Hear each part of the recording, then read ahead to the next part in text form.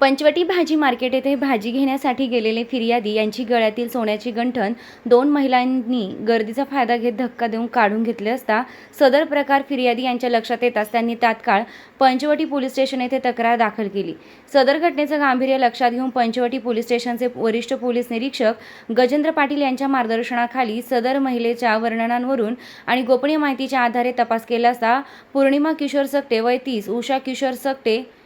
वय 50 या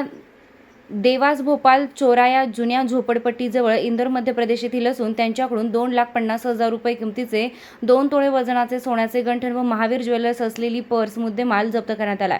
या महिलांकडून अधिक गुन्हे कबूल होण्याची शक्यता असून पुढील तपास पंचवटी गुन्हे शोध पथकाच्या अंतर्गत सुरू आहे। सदरची कारवाई नाशिक शहर पोलीस आयुक्त संदीप कर्णिक तसेच परिमंडल 1 उपायुक्त श्रीमती मोनिका राऊत, पोलीस आयुक्त पंचवटी विभाग नाशिक शहर शेखर देशमुख, पंचवटी पोलीस स्टेशनचे वरिष्ठ पोलीस निरीक्षक गजेंद्र पाटील यांच्यासह गुन्हे शोध पथकाचे अधिकारी कर्मचारी यांनी उत्कृष्टरित्या पार पाडली आहे। निर्भीड ज्योत न्यूजसाठी आशा मोरे, कर्डक, संपादिका, नाशिक।